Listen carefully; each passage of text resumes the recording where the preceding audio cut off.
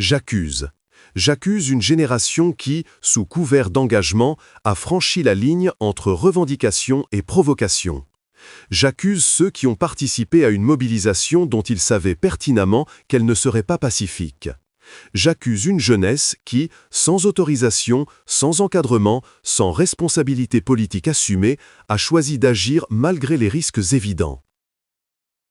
Vous saviez que cette manifestation ne pouvait qu'aboutir à des débordements.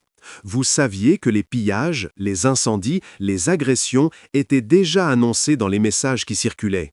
Et pourtant, vous avez continué. Vous n'avez pas volé, mais vous avez cautionné. Vous n'avez pas incendié, mais vous avez légitimé. Vous n'avez pas planifié, mais vous avez exécuté.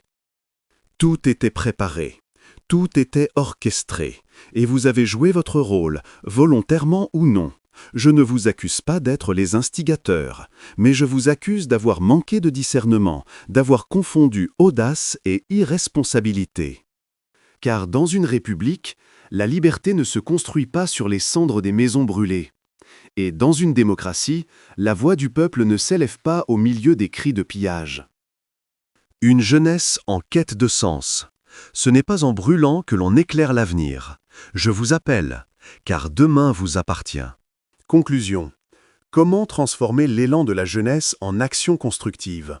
Quelles leçons tirer pour l'avenir? Et maintenant, que reste-t-il? Une jeunesse en quête de sens, un pays en tension et des voix qui s'élèvent, parfois trop fort, parfois trop tard.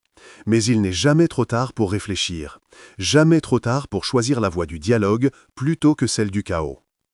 Ce n'est pas en brûlant que l'on éclaire l'avenir. Ce n'est pas en pillant que l'on construit la justice. À vous, génération Z, je ne vous condamne pas, je vous appelle. À la lucidité, à la responsabilité, à l'engagement vrai, celui qui transforme sans détruire. Car demain vous appartient, et il ne tiendra qu'à vous de le rendre digne.